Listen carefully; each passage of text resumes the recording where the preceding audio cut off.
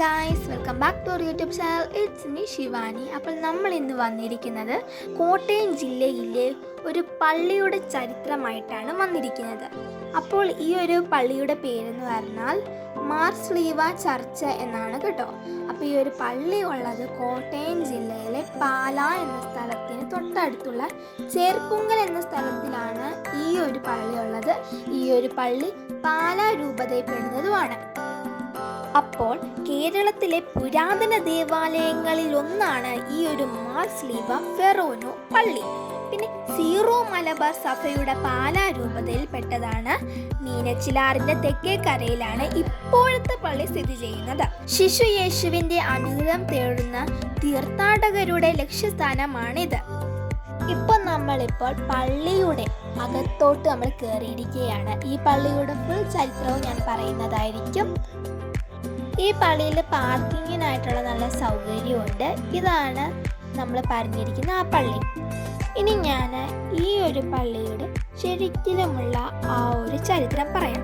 യേശുക്രിസ്തുവിൻ്റെ അപ്പോസ്തലൻ്റെ പേരിൽ ലോകമെമ്പാടുമുള്ള ഒരേ ഒരു സമൂഹമാണ് ഇന്ത്യയിലെ സെൻറ് തോമസ് ക്രിസ്ത്യാനികൾ.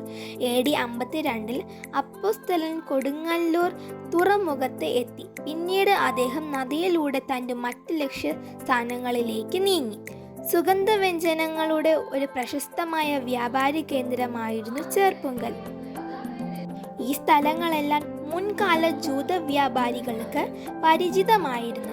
വിശുദ്ധ തോമസ് ലീഹ 1-ാം പീടിക കടത്തുവള്ളത്തിൽ ഇറങ്ങി സുവിശേഷം പ്രസംഗിച്ചു. ചില കുടുംബങ്ങൾ അപ്പോസ്തലനാൽ സ്നാനമേറ്റു. അപ്പോസ്തലൻ തൻ്റെ ചെരുപ്പ് കൊണ്ട് അടയാളപ്പെടുത്തിയ സ്ഥലത്ത് ഒരു കുരിശ് സ്ഥാപിച്ചു.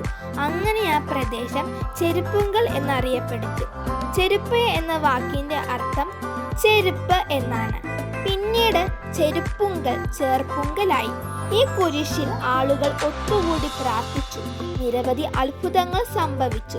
ഇത് ജനങ്ങളുടെ ആദ്യത്തെ പള്ളിയായി മാറി. പിന്നീട് പൂഞ്ഞാർ രാജാവിൻ്റെ ഉത്തരവ് പ്രകാരം മീനച്ചിലാറിൻ്റെ വടക്കേ കരയിലുള്ള പള്ളി തെക്കേ കരയിലേക്ക് മാറ്റി. താളിയോല രേഖകൾ പ്രകാരം ഈ കുരിശ് പിന്നീട് പുതിയ പള്ളിയിലേക്ക് മാറ്റി. കല്ലമ്പള്ളി നമ്പൂതിരിയാണ് പള്ളി പണിയാനുള്ള സ്ഥലം ദാനം ചെയ്തത്. 1096 പള്ളിയുടെ നിർമ്മാണം പൂർത്തിയായി. പിന്നീട് ഈ പള്ളി തകർക്കപ്പെട്ടു. ചെറിയ പള്ളി പണിത ചരിത്രം വ്യക്തമാക്കുന്ന രേഖകളില്ല. വട്ടമറ്റത്തിൽ ഫിലിപ്പോസ് ആണ് ഈ പള്ളിയുടെ പിന്നിലെ മനുഷ്യനായി കണക്കാക്കപ്പെടുന്നത്. പ്രധാന പള്ളി കൊള്ളക്കാർ കത്തിച്ചതിനാൽ അദ്ദേഹം ഈ ചെറിയ പള്ളി പണിതു. ചെറിയ പള്ളി എന്നറിയപ്പെടുന്ന പള്ളി ഇപ്പോഴും ക്യാമ്പസിൽ ഉണ്ട്. പോർച്ചുഗീസ് ശൈലിയുടെ സ്വാധീനം അതിൻ്റെ ഘടനയിൽ പ്രകടമാണ്.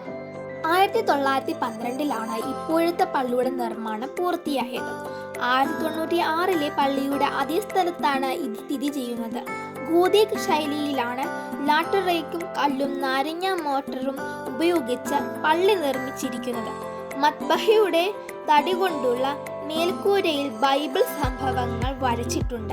പേർഷ്യയിൽ നിന്ന് കൊണ്ടുവന്ന ഒരു കൂറ്റൻ തടിയിൽ പതിച്ച ഒരു കുരിശ് പള്ളിയുടെ അൾത്താരയെ അലങ്കരിക്കുന്നു.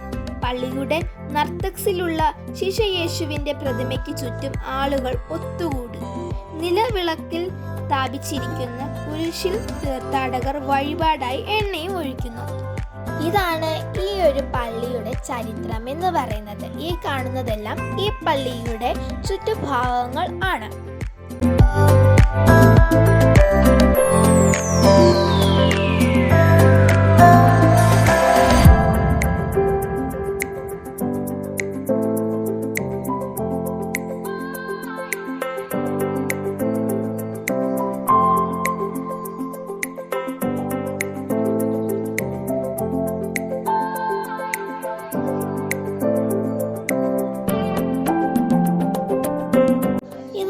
ഈ ഒരു പള്ളിയിലെ ശിശുയേശു. ഈ ശിശുയേശുവിൻ്റെ അനുഗ്രഹം തേടുന്ന തീർത്ഥാടകരുടെ ലക്ഷ്യസ്ഥാനമാണ് ഈ ഒരു പള്ളി.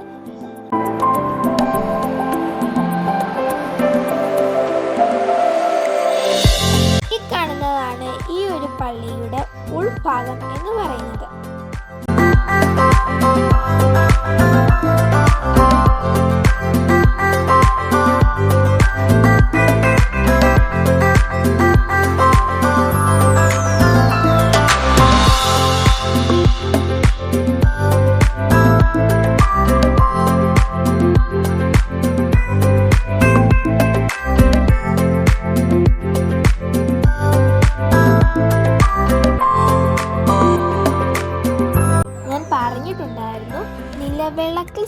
വച്ചിരിക്കുന്ന കുരിശിൽ തീർത്ഥാടകർ വഴിപാടായി എണ്ണ ഒഴിക്കുമെന്ന്.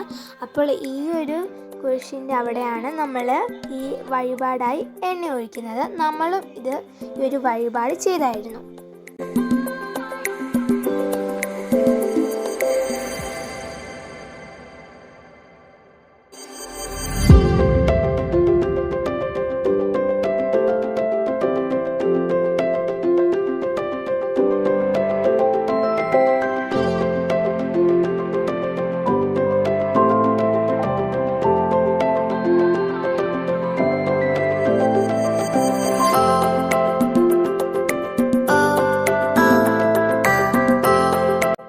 ഈ പള്ളിയിൽ നിൽക്കുന്ന പൂക്കളും ഒക്കെയാണ്.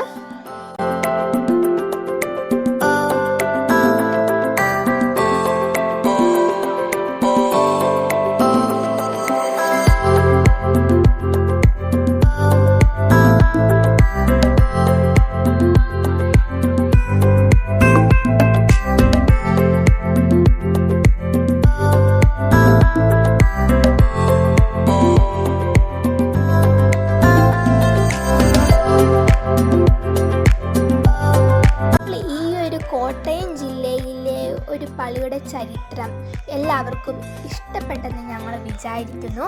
അപ്പോൾ ഇതേപോലത്തെ പുതിയ പുതിയ വീഡിയോകളുമായി ഞങ്ങൾ വീണ്ടും വരാം. ഈ വീഡിയോ ഇഷ്ടപ്പെടുകയാണെങ്കിൽ ലൈക്ക് ചെയ്യുക, ഷെയർ ചെയ്യുക, കമൻറ്റ് ചെയ്യുക. പിന്നെ ഈ യൂട്യൂബ് ചാനൽ ആദ്യമായിട്ട് കാണുന്നവരാണെങ്കിൽ ഒന്ന് സബ്സ്ക്രൈബ് ചെയ്ത് സപ്പോർട്ടും കൂടി ചെയ്യുക. അപ്പോൾ എല്ലാവർക്കും താങ്ക്സ് ഫോർ വാച്ചിങ്.